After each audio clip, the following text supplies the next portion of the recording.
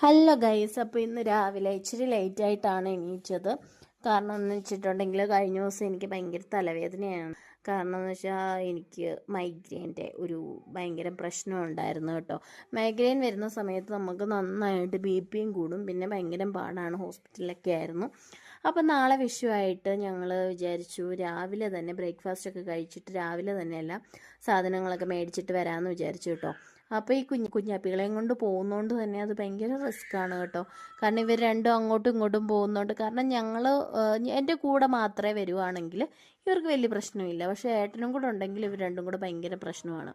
കാരണം പിന്നെ നമ്മൾ പറഞ്ഞാലൊന്നും നിൽക്കില്ല. കാരണം ടെററാണ് പിന്നെ അവരുടെ ലോകമാണ്, നമ്മൾ പറഞ്ഞാലൊന്നും കേൾക്കില്ല.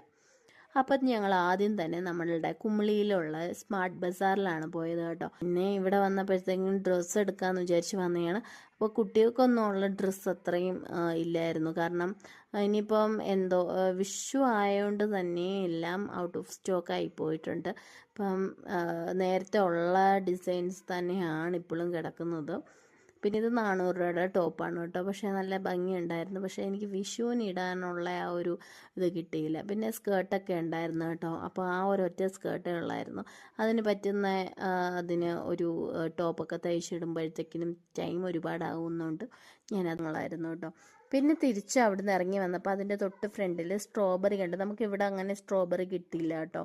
അപ്പോൾ സ്ട്രോബെറി മേടിച്ചിട്ടുണ്ടായിരുന്നു. കുറേ നാളും കൊണ്ട് വിചാരിച്ച് നടക്കുന്നത് സ്ട്രോബെറി നോക്കണമെന്നും. അപ്പോൾ ഇത് കിട്ടി. പിന്നെ കൊന്നപ്പൂവിൻ്റെ കാര്യം വിട്ടുപോയിട്ടുണ്ടായിരുന്നു.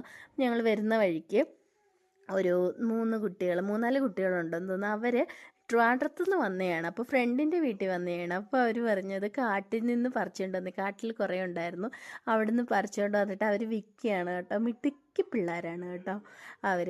കാരണം എന്ന് വെച്ചിട്ടുണ്ടെങ്കിൽ ട്രിവാൻഡ്രത്തു നിന്ന് ഇവിടെ വന്നിട്ട് കണിക്കൊന്ന വിൽക്കാനുള്ള ആ ഒരു ഇപ്പോഴേ ആ കുട്ടികളുടെ ആ ഒരു മൈൻഡ് അത് ഭയങ്കരമാണ് കേട്ടോ. കാരണം നമുക്ക് ഒരുപാട് ഇഷ്ടപ്പെട്ടിരുന്നു. സ്മാർട്ട് കുട്ടികളാണ് കേട്ടോ. അപ്പോൾ നമ്മൾ അവിടുന്ന് തന്നെയാണ് കണിക്കൊന്നയൊക്കെ മേടിച്ചത്. പിന്നെ അത് കിട്ടിയില്ലല്ലോ, കണിക്കൊന്ന കിട്ടിയില്ലല്ലോ എന്ന് വിചാരിച്ചിട്ട് വിഷമിച്ചിരുന്നപ്പോഴാണ് സൂക്ഷം പോലെ അവിടെ ഉണ്ടായിരുന്നു. അപ്പം പിന്നെ ഞങ്ങളത് കഴിഞ്ഞിട്ട് എന്തായാലും നേരെ പോയത് ഏട്ടൻ്റെ ഒരു ഫ്രണ്ട് പുതുതായിട്ട് ഒരു റെസ്റ്റോറൻറ്റ് തുടങ്ങിയിട്ടുണ്ടായിരുന്നു. നല്ല അടിപൊളി ബിരിയാണിയാണ് കേട്ടോ. അപ്പം കഴിഞ്ഞ ദിവസമായിരുന്നു അതിൻ്റെ ഓപ്പണിങ് കഴിഞ്ഞിട്ട് ഒരു ദിവസം പോയിട്ടുണ്ടായിരുന്നു. അടിപൊളി ബിരിയാണി ആയിരുന്നു കേട്ടോ. അത്യാവശ്യം പ്രോഗ്രാംസൊക്കെ ഉണ്ട് വിഷു റിലേറ്റഡ് ആയിട്ട്.